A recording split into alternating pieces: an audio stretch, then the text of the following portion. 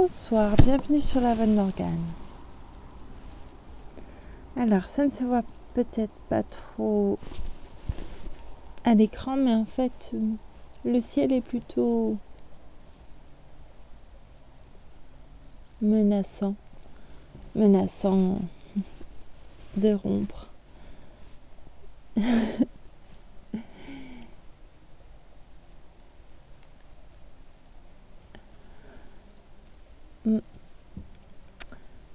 Voilà, mais j'ai quand même décidé de lire, malgré la fatigue et tout. J'attends le jour où je vais vous dire je suis en pleine forme, je ne suis plus fatiguée du tout. J'espère que ce sera bientôt. Pas tout de suite, mais bientôt, un jour ou l'autre. Ah, j'hésite, j'ai envie de reprendre Proust, mais en même temps, je me dis une lecture de Jane Eyre serait peut-être plus prudente avant qu'il ne pleuve, et puis parce que j'ai pas un temps infini devant moi. Ce que je vais faire, c'est que je vais commencer par Jane Eyre. Je vais lire le chapitre 20, et si jamais je me sens pousser des ailes, je lirai la fin du nom de pays, le nom de Proust. Je crois que vous êtes très heureux de savoir tout ça. Voilà.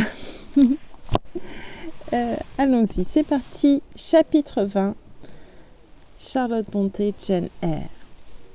J'avais oublié de tirer mon rideau et de baisser la jalousie, comme je le faisais d'habitude. Aussi, quand la lune pleine et brillante, suivant son cours, la nuit était belle, arriva devant ma fenêtre, ses rayons resplendissants pénétrèrent à travers les vitres nues et me réveillèrent. Dans la profondeur de la nuit, j'ouvris les yeux et vis son disque d'un blanc argenté, limpide comme le cristal. Admirable spectacle, trop solennel pourtant. Me soulevant à demi, j'étendis le bras pour tirer le rideau. Dieu bon, quel cri! La nuit, son silence, son repos furent déchirés par un cri sauvage, aigu, strident, qui retentit d'un bout à l'autre de Thornfield Hall. Mon pouls s'arrêta. Mon cœur cessa de battre. Mon bras tendu resta paralysé. Le cri s'éteignit et ne se renouvela pas. Quel que fût l'être qui avait poussé ce cri terrible, il n'aurait pu le répéter aussitôt. Le condor géant des Andes, lui-même ne pourrait, à travers les nuages qui rendent son air invisible, pousser 2 fois de suite un tel hurlement. La créature qui exhale une telle clameur ne peut renouveler son effort sans prendre un temps de repos. Ce cri provenait du 3e étage, car il était passé au-dessus de ma tête. Et là-haut, oui, dans la chambre juste au-dessus de la mienne, j'entendais à présent le bruit d'une lutte terrible, implacable, à en juger par le vacarme, et une voix à demi étouffée cria précipitamment par 3 fois « Au secours, au secours, au secours !» « Personne ne viendra-t-il » continua cette voix. Et à travers planches et plâtres, malgré le bruit de pas chancelants et de trépignements furieux, je distinguais ces mots « Rochester !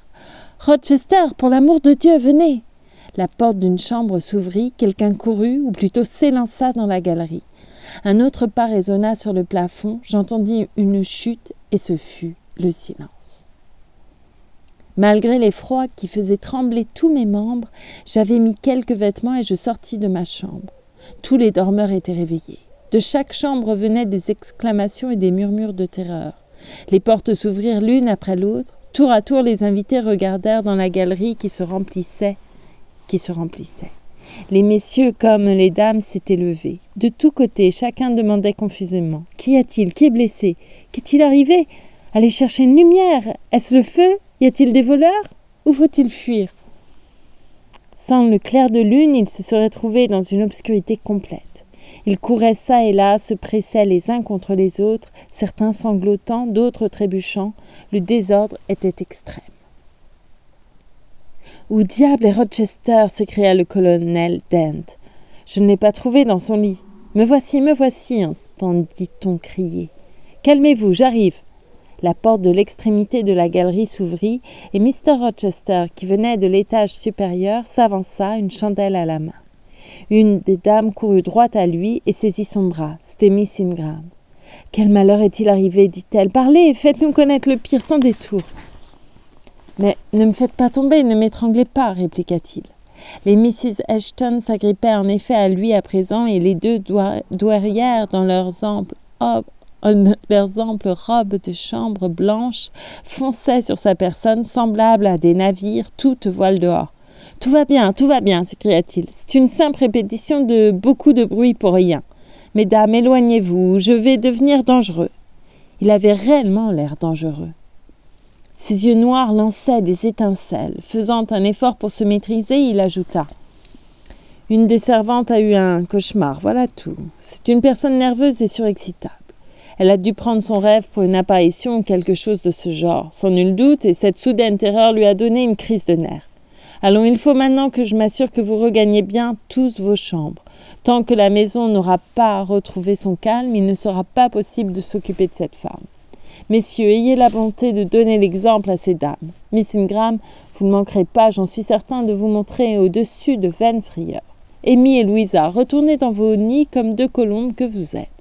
Mesdames, dit-il, s'adressant aux douairières, si vous restez plus longtemps dans ce corridor glacial, vous vous enrhumerez à coup sûr. Et ainsi, par des paroles tantôt suppliantes, tantôt impératives, il réussit à faire rentrer chacun dans sa chambre. Je n'attendis pas l'ordre de regagner la mienne et je me retirai sans être remarqué, comme j'étais venu. Cependant, je ne me recouchai pas, mais j'achevais de m'habiller. Les bruits, les paroles qui suivirent le cri n'avaient probablement été entendus que de moi seul, puisqu'ils provenaient de la chambre au-dessus de la mienne. Il m'avait donné la certitude que ce n'était pas le rêve d'une servante qui avait jeté ainsi l'effroi dans toute la maison, et que l'explication donnée par Mr. Rochester n'était qu'une fable inventée pour apaiser ses hôtes. Je m'habillai donc pour être prête à toute éventualité et je restai longtemps assise près de la fenêtre à regarder le parc silencieux, les champs argentés, attendant je ne savais trop quoi. J'avais le pressentiment que l'étrange cri, la lutte, les appels auraient quelque suite. Mais non.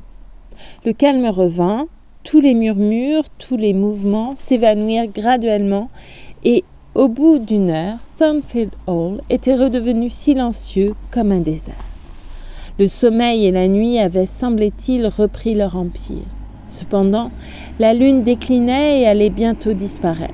N'aimant pas rester assise dans le froid et l'obscurité, je songeais à m'étendre sur mon lit, tout habillée. Je quittais la fenêtre et traversais la pièce en marchant sans bruit sur le tapis. Comme je me baissais pour me déchausser, une main prudente frappa doucement à la porte. « A-t-on besoin de moi ?» demandai-je. « Êtes-vous levé ?» demanda la voix que je comptais entendre, celle de mon maître. « Oui, monsieur. »« Et habillé ?»« Oui. » « Alors, sortez tout doucement. » J'obéis. Mr. Rochester était dans la galerie avec une chandelle. « J'ai besoin de vous, dit-il. Venez par ici. Prenez votre temps, ne faites pas de bruit. » J'avais de minces pantoufles et je marchais sur la natte du corridor avec la légèreté d'un chat. Il se glissa le long de la galerie, monta l'escalier et s'arrêta dans le couloir sombre et bas de ce fatal 3e étage. Je l'avais suivi et me tenais à côté de lui. « Avez-vous une éponge dans votre chambre ?» me demanda-t-il à voix basse. « Oui, monsieur. »« Avez-vous des sels volatiles ?»« Oui. »« Retournez les chercher. » Je regagnai ma chambre, pris l'éponge sur la table de toilette, les sels dans mon tiroir et revins sur mes pas. Il m'attendait, tenant une clé à la main, s'approcha de l'une des petites portes noires et introduisit la clé dans la serrure. Après un court moment, il me demanda « Supportez-vous la vue du sang ?» « Je le crois, répondis-je, mais je n'ai jamais encore été mise à l'épreuve. » En disant ces mots, j'eus un tressaillement, mais je n'éprouvais ni froid ni faiblesse. « Donnez-moi votre main, dit-il, et il ne faudrait pas courir le risque d'un évanouissement. » Je mis ma main dans la sienne. « Elle est chaude et ferme, remarqua-t-il. » Puis il tourna la clé et ouvrit la porte.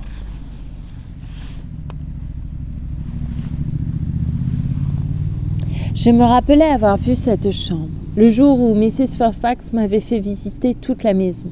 Elle était tendue de tapisseries relevées en un endroit, laissant voir une porte jusqu'alors dissimulée. Cette porte était ouverte. De la lumière s'échappait d'une pièce en retrait, d'où provenait un grognement et un bruit semblable à ceux que fait un chien en querelle. Mr. Rochester, posant sa chandelle, me dit d'attendre 1 minute et pénétra dans la pièce secrète. Son entrée fut saluée par un bruyant éclat de rire qui se termina par l'effrayant « ha-ha » inhumain de Grace Poole. C'était donc elle qui était là. Il intervint sans mot dire, bien que j'entendisse quelqu'un lui adresser la parole à voix basse, puis sortit et ferma la porte derrière lui. « Par ici, Jane, me dit-il. » Je le suivis de l'autre côté d'un immense lit qui, avec ses rideaux tirés, masquait une grande partie de la chambre.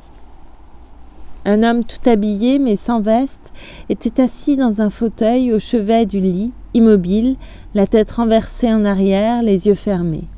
Mr. Rochester souleva la chandelle et, dans ce visage pâle qui paraissait sans vie, je reconnus l'étranger, Mason. Je vis également que d'un côté et sur un de ses bras, son linge était presque trempé de sang. « Tenez la chandelle, me dit Mr. Rochester. Je la pris, tandis qu'il alla chercher une cuvette d'eau sur la table de toilette. « Tenez-moi cela, dit-il encore. J'obéis. Il prit l'éponge, la plongea dans l'eau, humecta ce visage semblable à celui d'un cadavre et me demanda mon flacon de sel qu'il lui mit sous les narines. Mr. Mason ouvrit bientôt les yeux et poussa un gémissement.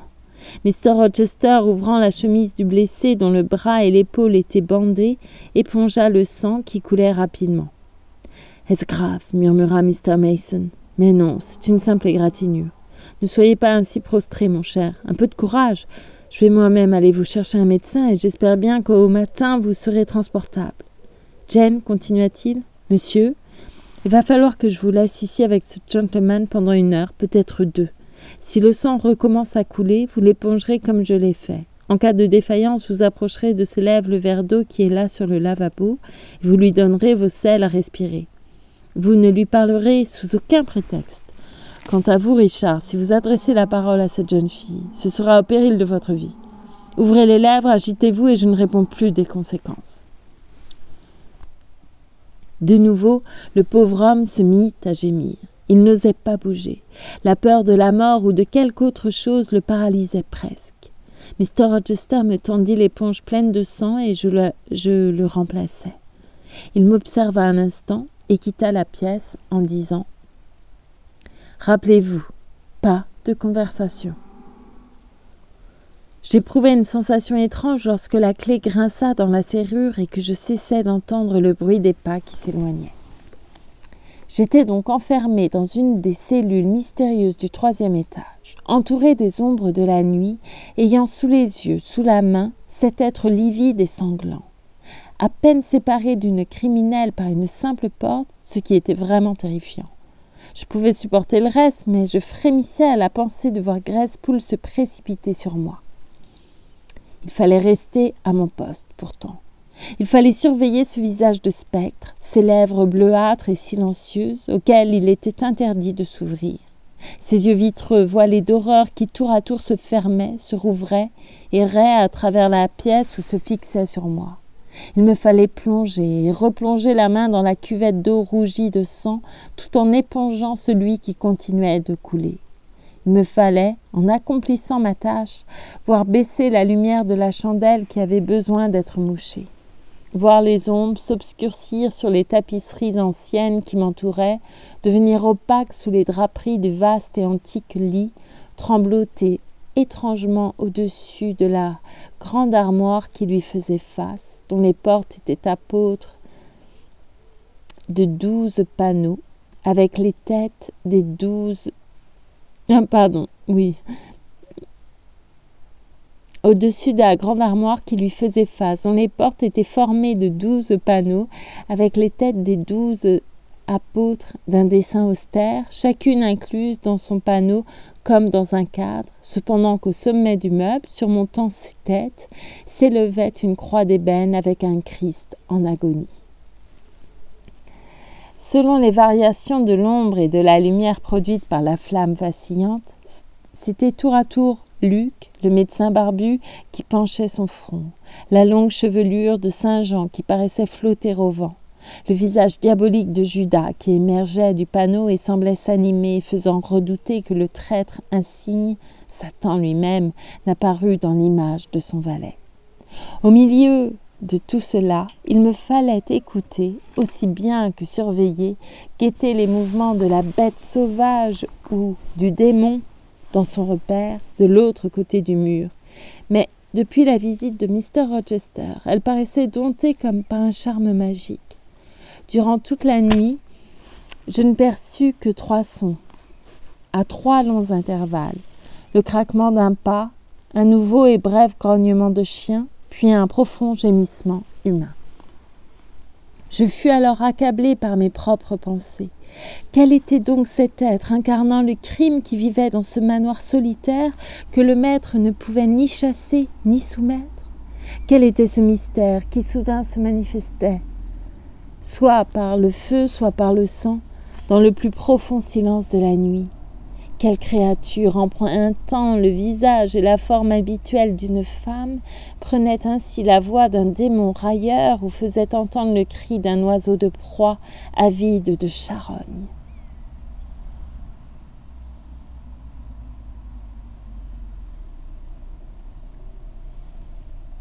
Et cet homme sur lequel j'étais penchée, cet étranger banal et placide, comment se trouvait-il enveloppé dans ce tissu d'horreur? Pourquoi la furie s'était-elle jetée sur lui? Pour quelle raison s'était-il rendu à une heure aussi avancée de la nuit dans cette partie de la maison, alors qu'il aurait dû être dans son lit en train de dormir? J'avais entendu Mr. Rochester lui désigner une chambre à l'étage en dessous. Qu'est-ce qui l'avait poussé à venir ici et pourquoi était-il maintenant aussi subjugué par la violence ou la perfidie dont il avait été victime? Pourquoi se soumettait-il si facilement au silence que lui imposait Mr. Rochester? Pourquoi Mr. Rochester le lui imposait-il? Son hôte venait d'être outragé. Un effroyable complot avait été tramé quelque temps auparavant contre sa propre vie, et il ensevelissait ces 2 tentatives dans le secret, les plongeait dans l'oubli. J'avais remarqué que Mr. Mason était dominé par Mr. Rochester, dont l'impétueuse volonté exerçait un puissant ascendant sur son inertie. Les quelques mots qu'il venait d'échanger me confirmaient dans mon opinion. Il apparaissait évident qu'autrefois, dans leur relation, la nature passive de l'un avait toujours subi l'influence de l'ardente énergie de l'autre. D'où venait donc l'effroi de Mr. Rochester en apprenant l'arrivée de Mr. Mason? Comment le simple nom de cet homme, sans volonté, sur lequel, d'un seul mot, il avait empire comme sur un enfant, avait-il pu le frapper, telle la foudre qui frappe le chêne? Oh, je ne pouvais oublier son regard et sa pâleur quand il avait murmuré « Jane, j'ai reçu un coup. J'ai reçu un coup, Jane. » Je ne pouvais oublier comme son bras tremblait lorsqu'il l'avait appuyé sur mon épaule. Ce n'était pas un motif sans consistance qui avait pu ainsi accabler l'âme résolue, faire tressaillir le corps vigoureux de Fairfax Rochester. Quand reviendra-t-il? Quand reviendra-t-il? Me demandais-je, tandis que la nuit se prolongeait, s'éternisait et que mon malade, qui perdait toujours son sang, s'affaissait, se plaignait, devenait de plus en plus faible. Mais le jour ne se montrait pas, personne n'accourait à mon aide. Bien souvent, j'avais approché le verre d'eau des lèvres pâles de Mason. Bien souvent, je lui avais fait respirer les sels. Mais mes efforts paraissaient inutiles. Sous l'influence de souffrances physiques ou morales, ou par suite de la perte de sang, peut-être pour ces 3 raisons réunies, ses forces déclinaient rapidement. Il poussait de tels gémissements, paraissait si faible, si étrange et égaré, que je craignais de le voir expirer, et je ne pouvais même pas lui parler. La chandelle acheva de se consumer et s'éteignit.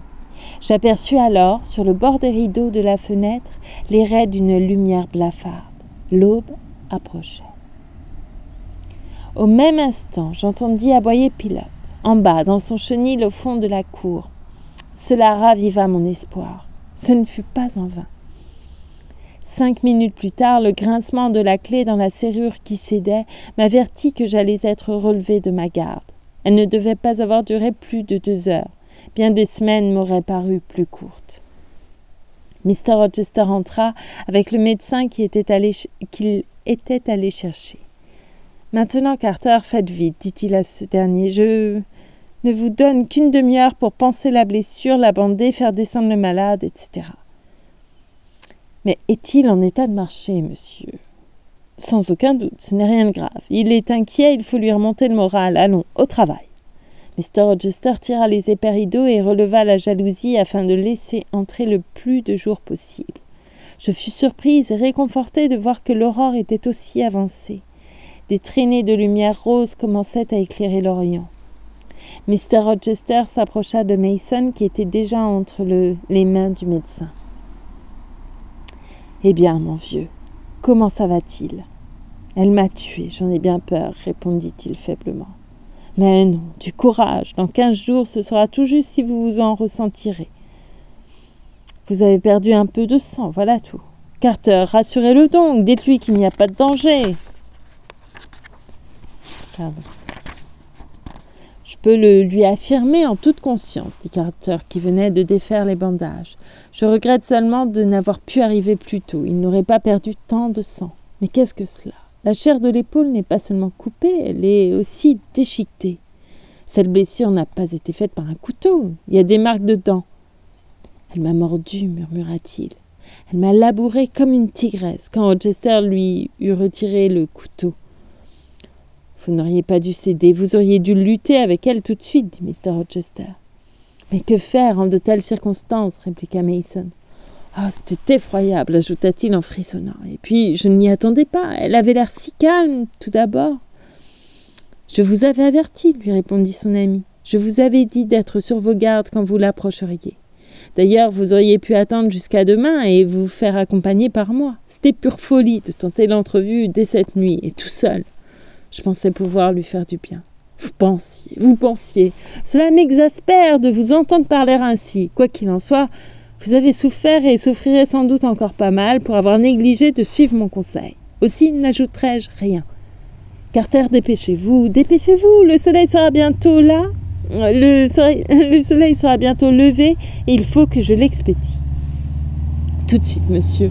Le pansement de l'épaule est déjà fait. Il faut que je m'occupe de l'autre blessure au bras. Je crois qu'elle l'a mordu là, également. Elle a sucé le sang, disant qu'elle assécherait mon cœur, dit Mason. Je vis Mr. Rochester frémir. Une expression singulièrement marquée de dégoût, d'horreur et de haine tordit son visage qui devint presque grimaçant. Mais il se contenta de dire « Allons, taisez-vous, Richard. Ne faites pas attention à ces divagations et ne les répétez pas. »« Je voudrais bien pouvoir les oublier, répondit-il. C'est ce que vous ferez quand vous aurez quitté le pays, lorsque vous serez de retour à Spanish Town. Vous n'aurez qu'à la tenir pour morte et enterrée, ou mieux encore, à ne plus penser à elle. Impossible d'oublier cette nuit.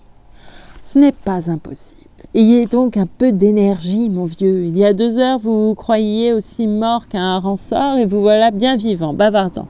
Là, Carter en a fini avec vous, presque. Je vais vous rendre présentable en un rien de temps. Jane, me dit-il, c'était la première fois qu'il se tournait vers moi depuis son retour. Prenez cette clé, descendez dans ma chambre, allez directement dans mon cabinet de toilette, ouvrez le tiroir du haut de l'armoire, prenez-y une chemise, une cravate et apportez-les ici en hâte. Je descendis, trouvai dans l'armoire à la place indiquée les effets dont il avait besoin et les lui rapportai. À présent, dit-il, allez-vous-en de l'autre côté du lit pendant que je m'occupe de sa toilette, mais ne quittez pas la chambre, je puis encore avoir besoin de vous. Je me retirai donc selon ses instructions. Avez-vous entendu bouger quelqu'un lorsque vous êtes descendu, Jane ? Interrogea bientôt Mr. Rochester. Non, monsieur, tout était parfaitement tranquille. Nous allons vous faire sortir à la dérobée, Dick. Cela vaudra mieux tant pour vous que pour la pauvre créature qui est là à côté. Il y a longtemps que je m'efforce d'éviter un scandale et je ne voudrais pas qu'il éclatât maintenant. Venez, Carter, aidez-le à mettre son gilet. Où avez-vous laissé votre pelisse ? Vous ne pouvez pas faire 1 mille sans elle, sous ce maudit climat glacé, je le sais bien.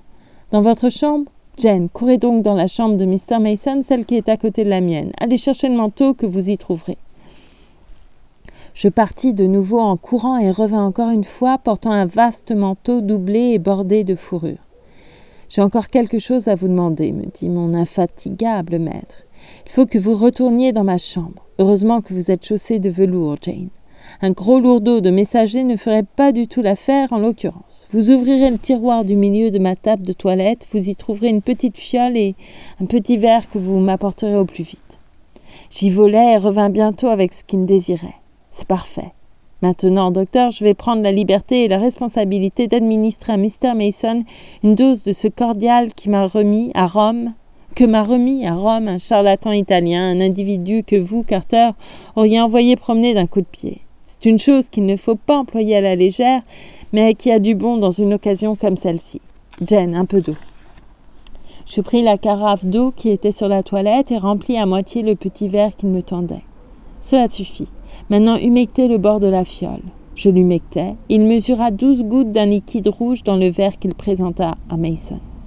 Buvez, Richard, cela vous donnera le cœur qui vous manque pendant 1 heure peut-être. Mais cela ne me fera-t-il pas de mal, n'est-ce pas irritant? Buvez, buvez, buvez! Mr. Mason obéit car de toute évidence il était inutile de résister. Une fois habillé, il était encore pâle, mais non plus souillé de sang.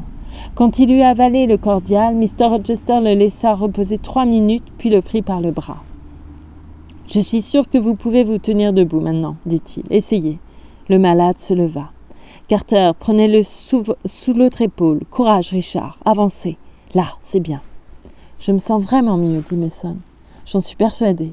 Maintenant, Jane, descendez avant nous par l'escalier de service, tirez le verrou de la porte du couloir et dites au cocher de la chaise de poste que vous verrez dans la cour, ou juste à l'entrée, car je lui ai dit de ne pas faire résonner ses roues sur le pavé, de se tenir prêt que nous arrivons.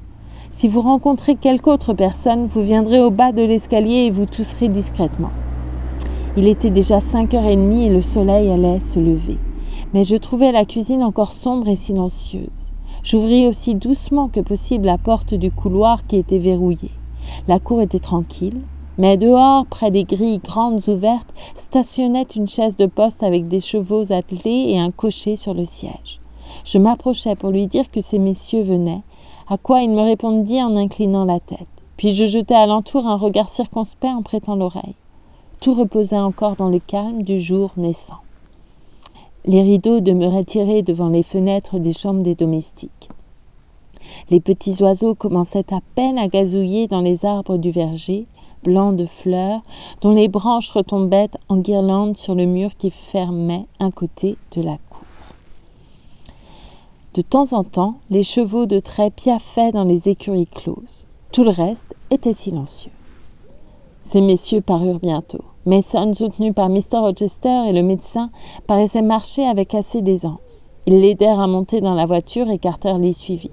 « Prenez soin de lui, dit Mr. Rochester à ce dernier, et gardez-le chez vous jusqu'à ce qu'il soit complètement remis. J'irai y faire un tour à cheval dans un jour ou 2 pour juger de son état. Comment vous sentez-vous, Richard ? L'air frais me ranime, Fairfax. Laissez la fenêtre ouverte de son côté, Carter. Il n'y a pas de vent. Au revoir, Dick. Fairfax ? Eh bien, qu'y a-t-il ? Qu'on prenne bien soin d'elle. Qu'elle soit traitée aussi doucement que possible. Qu'elle soit... Il s'arrêta et fondit en larmes. Je fais de mon mieux. Je l'ai toujours fait et continuerai, répondit Mr. Rochester. Il ferma alors la portière et la voiture démarra. Plus à Dieu que tout cela fût à jamais terminé, ajouta-t-il en refermant et verrouillant les lourdes grilles de la cour. Puis d'un pas lent, l'air absent, il se dirigea vers un portail du mur qui entourait le verger. Supposant qu'il n'avait plus besoin de moi, je me disposais à rentrer lorsque, de nouveau, je l'entendis appeler « Jane ». Il avait ouvert le portail et m'attendait sur le seuil. « Venez pendant quelques instants là où il y a un peu de fraîcheur, dit-il. Cette maison est une véritable prison. Ne trouvez-vous pas ? Pour moi, c'est une splendide demeure, monsieur. La magie de l'inexpérience met un voile sur vos yeux, reprit-il. Vous la voyez avec un regard fasciné, vous ne pouvez discerner que les dorures sont de la boue visqueuse, les tentures de soie des toiles d'araignée, le marbre de la ville ardoise et les boiseries brillantes de simples copeaux de rebut, de l'écorce rugueuse. Tandis qu'ici, dit-il, désignant du doigt l'enclos feuillu où nous venions de pénétrer, tout est vrai, charmant et pur. Il descendit d'un air distrait une allée bordée de buis. D'un côté, il y avait des pommiers, des poiriers, des cerisiers. De l'autre, une plate-bande remplie de toutes sortes de fleurs à la mode d'autrefois. Giroflées, œillets de poètes, primes-verts, pensées, auxquelles se mêlaient l'armoise des églantiers et diverses herbes odorantes.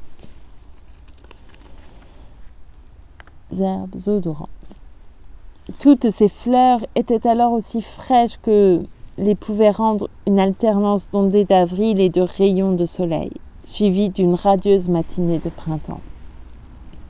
À l'Orient, dans un ciel aux nuages floconneux, le soleil commençait à paraître, illuminant les arbres du verger couverts de fleurs et mouillés de rosée, et éclairant par en dessous les paisibles allées. « Jane, voulez-vous une fleur ?»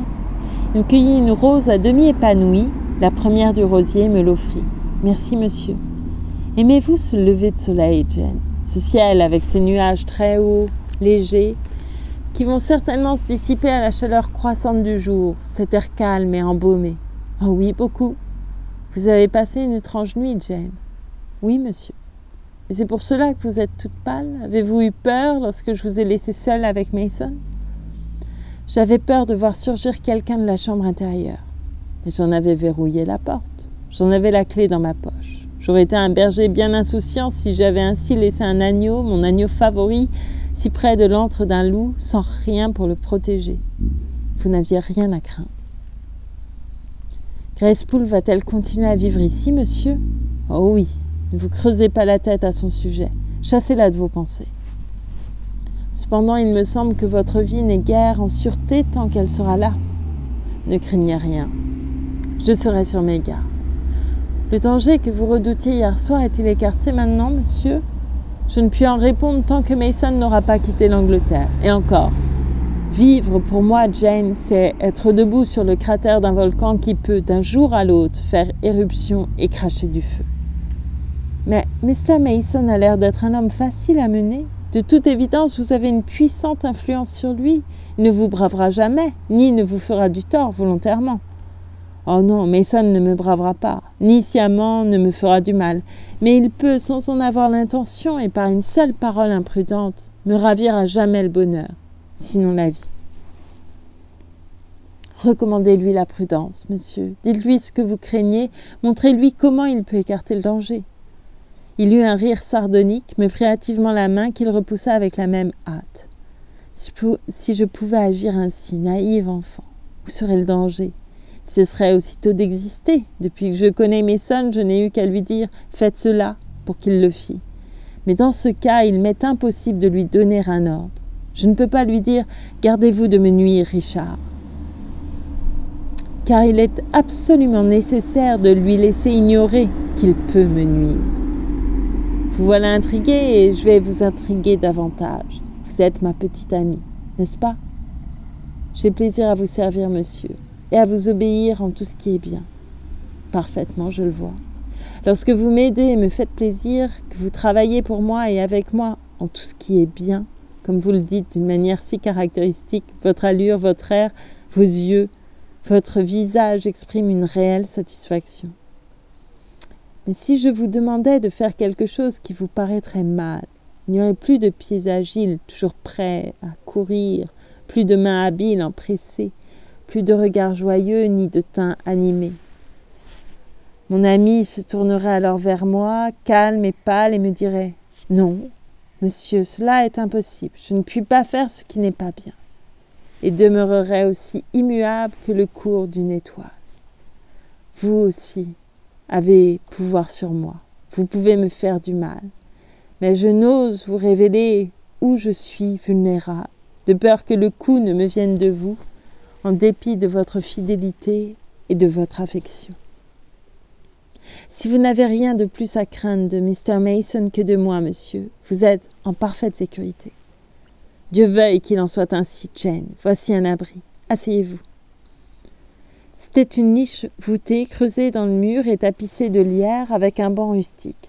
Mr. Rochester s'y assit, me ménageant une place, mais je restai debout devant lui. « Asseyez-vous, dit-il, le banc est assez grand pour deux personnes. Hésiteriez-vous à vous asseoir à côté de moi? Y a-t-il du mal à cela, Jane? Je lui répondis en m'asseyant. Je sentais qu'il eût été maladroit de refuser. En cet instant, ma petite amie, où le soleil boit la rosée, où toutes les fleurs de ce vieux jardin s'éveillent et s'épanouissent, où les oiseaux vont chercher le déjeuner de leurs petits dans Thornfield, où les abeilles matinales commencent à butiner, je vais vous soumettre un cas de conscience que vous essaierez de faire vôtre. Mais d'abord, regardez-moi. Dites-moi que vous vous sentez à votre aise, que vous ne me faites pas grief de vous retenir, que vous croyez pas mal agir en restant. Non, monsieur, je suis sans crainte. Eh bien, Jane, appelez votre imagination à l'aide. Supposez que vous ne soyez plus une jeune fille bien élevée et disciplinée, mais un jeune homme indompté, gâté depuis son enfance. Imaginez que vous vous trouvez dans un lointain pays, à l'étranger, où vous commettez une erreur capitale, peu importe de quelle nature ou pour quelle raison. Mais une erreur dont les conséquences vous poursuivront toute votre vie et l'empoisonneront. Remarquez bien, je ne dis pas un crime. Je ne parle pas de sang versé, ni d'un de ces actes coupables qui rendraient son auteur justiciable de la loi. Le mot que j'ai employé est « erreur ». Les suites de cette erreur deviennent pour vous, au bout d'un certain temps, absolument insupportables. Vous prenez des mesures pour obtenir un apaisement, des mesures exceptionnelles, mais qui ne sont ni illégales ni répréhensibles. Vous continuez, pourtant, à être malheureux, car l'espoir vous a abandonné au seuil même de la vie. Pour vous, le soleil en son plein midi est assombri par une éclipse qui, vous le sentez, se prolongera jusqu'à l'heure de son coucher. Des souvenirs mauvais et amers sont le seul aliment de votre mémoire. Vous errez çà et là, cherchant le repos dans l'exil, le bonheur dans le plaisir. Je veux dire un plaisir sans amour, un plaisir sensuel qui obscurcit l'intelligence et émousse la sensibilité. Le cœur las, l'âme flétrie, vous revenez au foyer après des années de bannissement volontaire. Vous faites connaissance, peu importe où et comment, d'une nouvelle personne en laquelle vous trouvez la plupart des sérieuses et rayonnantes qualités que vous avez vainement cherchées depuis 20 ans. Des qualités toutes fraîches, saines, sans souillure, sans tache. Sa fréquentation vous revigore, vous régénère. Vous avez conscience que de meilleurs jours sont revenus. Vous éprouvez des désirs plus élevés, des sentiments plus purs. Vous voulez commencer une vie nouvelle et passer le reste de vos jours d'une façon plus digne d'un être dont l'âme est immortelle. Pour atteindre ce but, avez-vous le droit de passer outre un obstacle dû uniquement à la coutume, de ne pas tenir compte d'un empêchement exclusivement conventionnel dans lequel votre conscience ne reconnaît aucune obligation sacrée et que votre jugement désapprouve? Il se tut, attendant une réponse. Que me fallait-il dire? Oh, que ne me fut-il suggéré par quelque bon génie une judicieuse et opportune réponse? Vain souhait. Le vent d'ouest faisait entendre ses murmures dans le lierre, tout autour de moi, mais nul charmant Ariel ne se fit l'interprète de son langage. Les oiseaux chantaient au sommet des arbres, mais leur chant si doux m'était impénétrable. Mr. Rochester posa de nouveau sa question. Cet homme errant et coupable, qui à présent se repent et cherche le repos, a-t-il le droit de braver l'opinion publique pour s'attacher à jamais cet être doux, gracieux, bienfaisant et assurant ainsi la paix de son âme, transformer sa vie? Monsieur, répondis-je, le repos d'un homme errant ou la régénération d'un pécheur ne dépend jamais d'un de ses semblables. Les hommes, les femmes sont mortels. La sagesse des philosophes est chancelante, non moins que la bonté des chrétiens. Si quelqu'un que vous connaissez a souffert, s'il a commis des erreurs, qu'il ne cherche pas la force pour se régénérer, le remède pour se guérir auprès des créatures, qu'il porte son regard plus haut. Mais l'instrument, Dieu désigne un instrument pour faire son œuvre. J'ai été moi-même, je vous le dis sans parabole, un homme frivole, dissipé, agité, et je crois avoir trouvé l'instrument de mon salut. Il s'arrêta. Les oiseaux continuèrent à chanter, le feuillage à bruire légèrement. Je fus presque étonnée qu'ils n'eussent pas cessé leur chant et leur murmure pour surprendre la révélation attendue.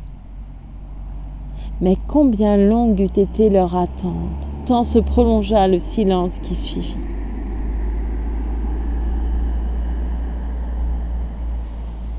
Je levai enfin la tête vers Mr. Rochester, toujours silencieux. Son regard ardent était posé sur moi.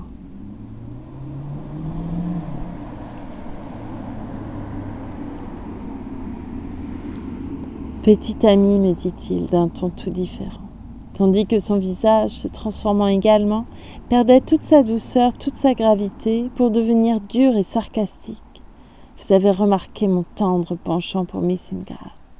Ne pensez-vous pas que, si je l'épousais, elle me régénérerait pour de bon ?» Là-dessus, il se leva, s'éloigna jusqu'à l'autre extrémité de l'allée et revint en fredonnant un air. « Jane, Jane, dit-il s'arrêtant devant moi, vous êtes toute pâle à force d'avoir veillé. Ne me maudissez-vous pas de troubler ainsi votre repos ?» « Vous maudire ? Non, monsieur. » « Allons, serrons-nous la main pour consacrer cette parole, comme vos doigts sont froids. Ils étaient plus chauds cette nuit lorsque je les tenais dans ma main à la porte de la chambre mystérieuse. Jane, quand viendrez-vous encore veiller avec moi ? Chaque fois que je pourrai être utile, monsieur. Par exemple, la nuit qui précédera mon mariage. Je suis sûre que je ne pourrai pas dormir. Voulez-vous me promettre de veiller alors avec moi pour me tenir compagnie ? Je pourrais vous parler de ma belle, à vous, qui l'avez vue, qui la connaissez. Oui, monsieur. C'est un objet rare, n'est-ce pas, Jane ? Oui, monsieur. Une gaillarde, une vraie gaillarde, Jane. Grande, brune et forte, avec des cheveux comme devaient en avoir les dames de Carthage. Mon Dieu. Voilà Dame Téline dans les écuries, rentrée par le bosquet en passant par ce portillon. Je partis d'un côté, lui de l'autre, et je l'entendis qui disait gaiement dans la cour: mais Isan vous a tous devancés ce matin. Il s'en est allé avant le lever du soleil. J'étais debout à 4 heures pour le voir partir. » Et c'est la fin du chapitre 20 de Jane Eyre. Énormément de voitures. Je suis désolée pour ça. J'espère qu'on ne les entend pas trop. Énormément de voitures. J'étais préoccupée parce que j'entendais une bus et en fait, je sais qu'elles sont 2 ou 3 et je sais qu'il y en a une qui s'est fait écraser littéralement par...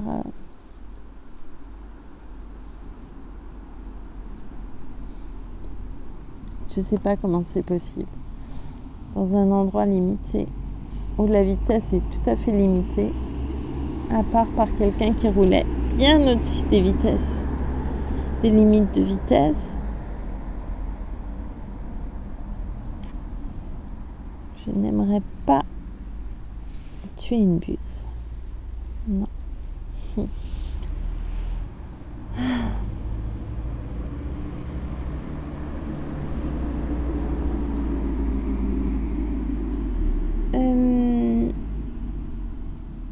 Mason. Je ne sais pas si vous connaissez cet acteur. Un acteur, un très bon acteur. Il jouait notamment dans... comment il s'appelle ? Le Hollandais volant. La légende du Hollandais volant. Avec Ava Gardner. Pardon.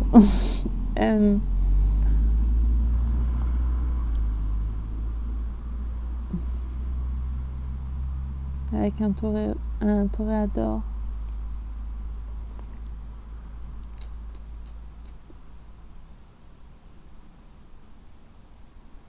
Bon, j'ai plus le nom du film. C'est pas grave, vous trouverez peut-être. Il a joué dans plein d'autres films, mais c'est celui-ci qui m'est venu en tête le premier. Oh mince, je voulais vous chanter une chanson et je peux pas, j'ai pas les paroles.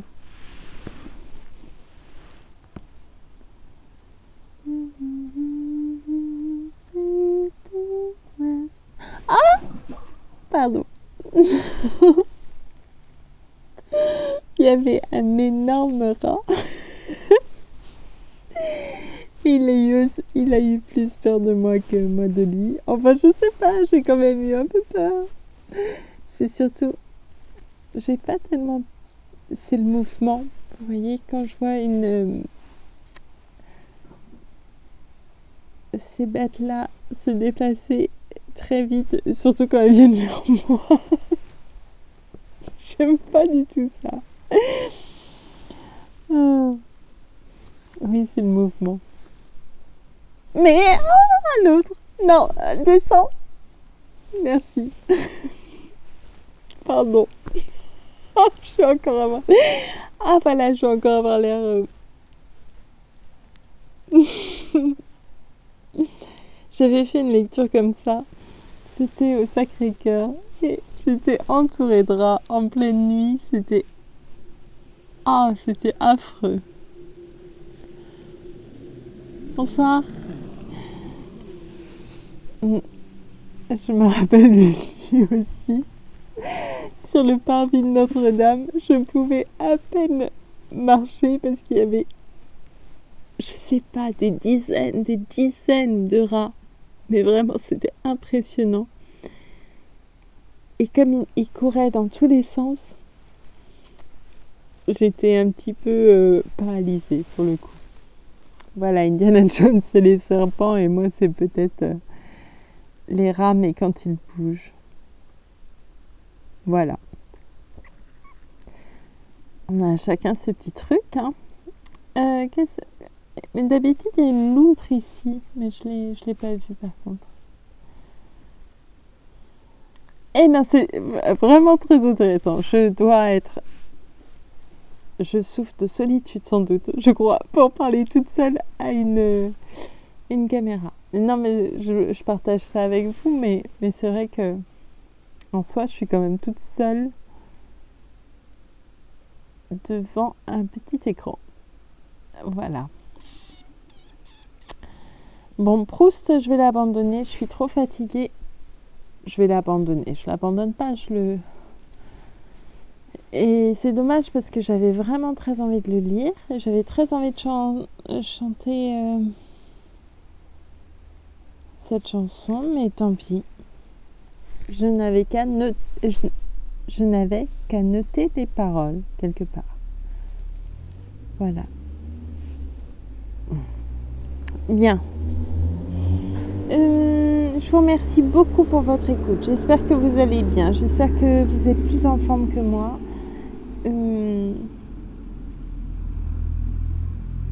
Ou que vous êtes en forme tout court. En forme de... Pardon. Aïe, aïe, aïe. J'espère que peut-être vous êtes en vacances et que vous profitez de bons moments avec des amis, avec votre famille ou tout seul. Mais que vous profitez de bons moments. Et voilà, je vous dis à très bientôt pour la suite de Jane Eyre et à la recherche du temps perdu. Et voilà, c'est tout ce que j'ai à dire. Merci beaucoup, à bientôt.